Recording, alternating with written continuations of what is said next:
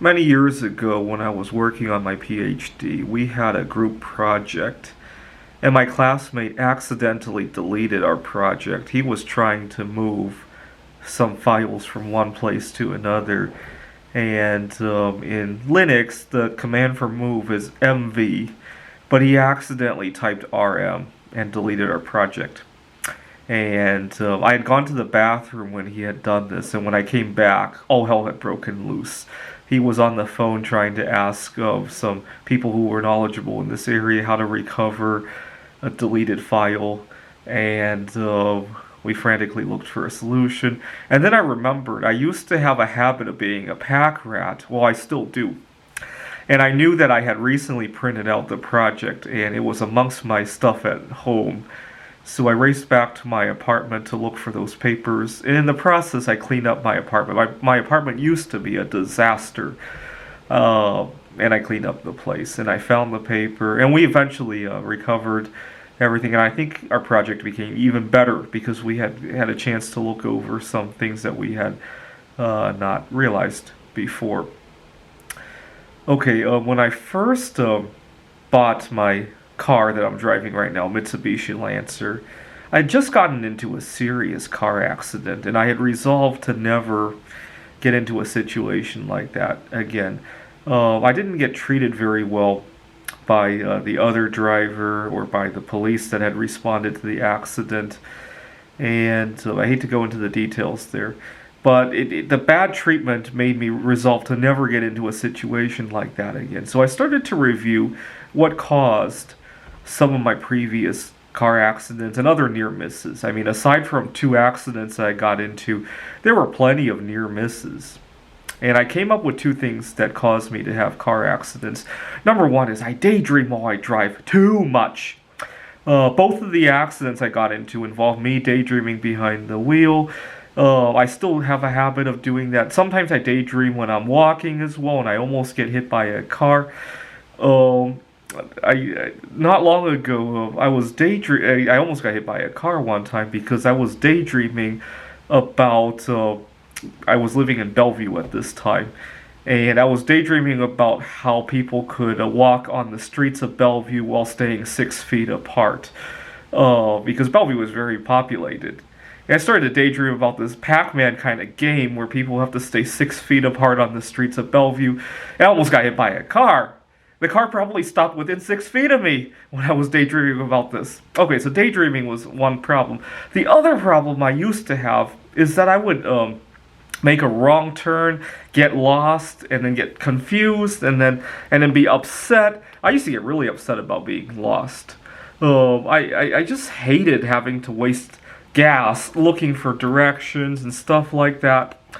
And so I resolved to not get upset when I got lost. I remember telling myself, instead of thinking of it as getting lost, think of it as a chance to explore a part of the city or town or whatever that I've never seen before, right?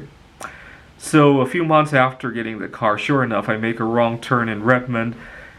It's actually funny why I made that wrong turn. I saw a police car a distance behind me, and I didn't want to have any trouble. I don't know why. I get pulled over for all sorts of bizarre reasons.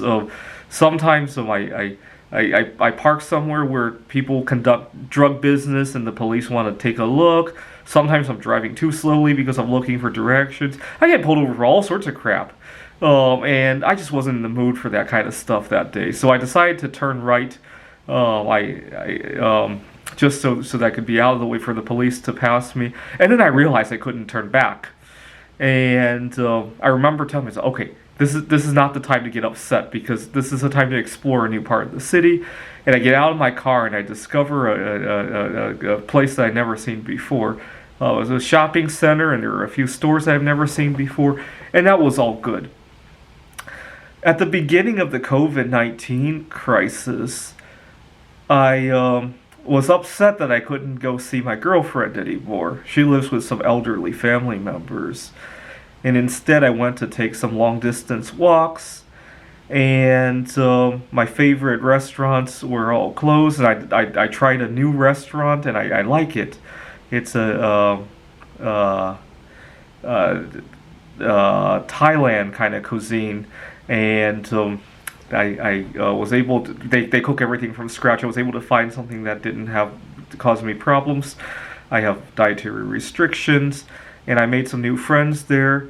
And I discovered how much I love my alone space without the girl. I recently took up some sports. I've been writing a lot of computer games. I'm going to be competing in 21 events at the Computer Olympiad this year. Hopefully, if I have the time. It's sometimes hard to coordinate the competitions with all of the other opponents. I've been getting better at playing backgammon. I hope to go to a tournament once we can do that again.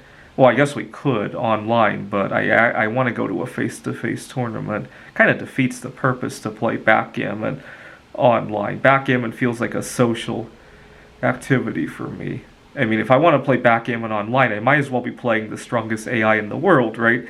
I can get more or less the same experience and learn at the same time, right? And so I want to say that there's no such thing as a disaster, right? They're all happy accidents, right? They're not mistakes, right? The only time I would say something is bad is when somebody gets permanently hurt in some way, right? They get COVID-19 and have permanent symptoms, right? Or when a family member dies, or anything short of that, I think is a happy accident. There's always new things to be explored, right? And the last thing you want to do is be so upset that you lose focus, like I used to do with the cars when I got lost.